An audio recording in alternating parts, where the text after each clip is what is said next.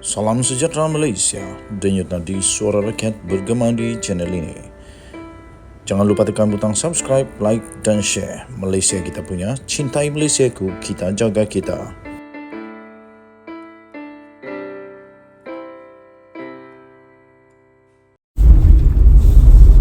Salam sejahtera Malaysia, denyut nadi suara rakyat bergema di channel ini.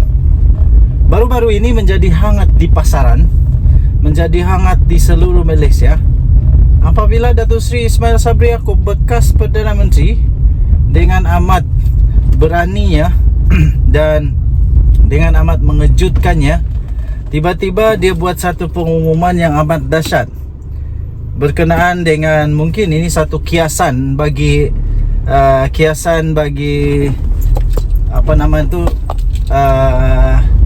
kiasan bagi kerajaan perpaduan. Mungkin satu kiasan. Dia kata kalau memang kahwin paksa tu memang tak dapat bertahan lama. Saya nak bangkang tentang perkara ini. Saya nak bantah tentang perkara ini. Kalau nak disebut tentang kahwin paksa, itu ramai, banyak juga kahwin paksa yang boleh bertahan lama tau. Boleh bertahan lama. Saya fikir saya tidak ada sampai sekarang ini kalau datuk dan nenek saya dulu tak kekal sampailah saya lahir. Dulu-dulu, zaman dulu, kahwin paksa itu biasa. Ialah tradisi dulu-dulu, masih bawah umur dah sudah boleh dikawinkan. Cuma saja mungkin lamalah baru dapat anak. Tapi kawinnya ya memang kawin itu memang ramai orang yang belum mau kawin, belum sanggup untuk mau kawin, tapi sudah dipaksa untuk kawin kerana supaya dapat meringankan beban keluarga.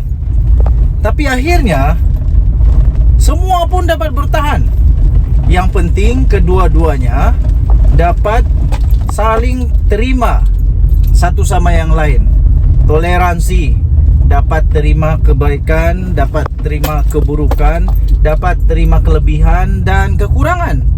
Itu yang penting. Seperti juga satu artikel daripada Sabuddin Hussein yang memang menarik.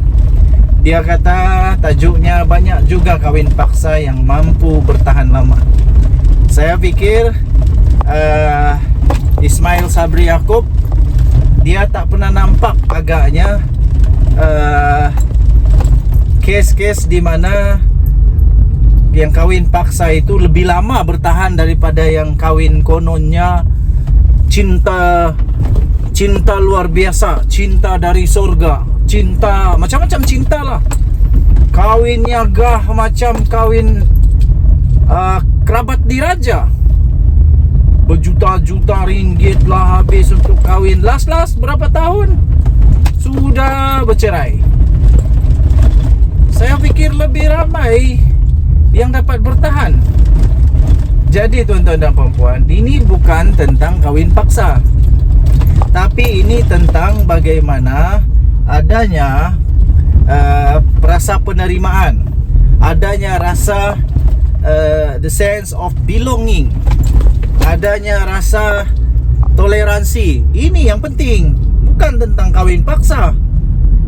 Saya fikir Datuk Seri Ismail Sabri Yaakob sebelum dia cakap, dia tak fikir panjang. Tak fikir panjang sampai sekarang boleh dijadikan bahan untuk troll.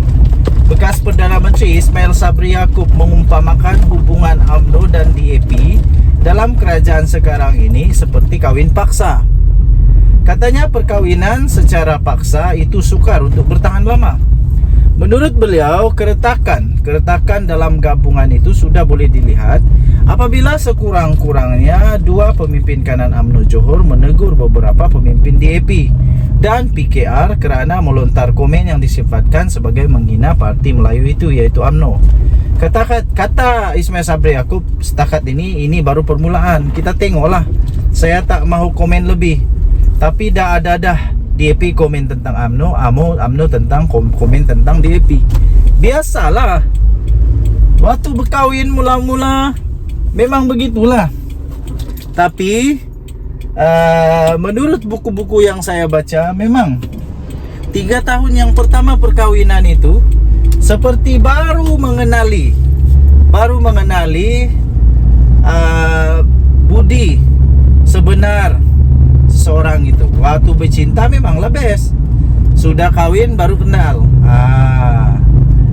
Tuan-tuan dan puan-puan, katanya itulah saya kata kawin paksa tak boleh, kawin mesti suka sama suka. Suka sama suka bukan setakat di peringkat kepimpinan, tetapi di akar umbi juga mesti menerima perkawinan itu, kata Datuk Seri Ismail Sabri Yaakob pada kenyataan itu. Kalau menafikan kebenaran apa yang Ismail Sabri katakan berkenaan kawin paksa itu, tetapi jika kita perhatikan, lebih banyak masalah berlaku dalam perkawinan yang dibentuk berasaskan suka sama suka. Saya setuju yang ini. Saya setuju.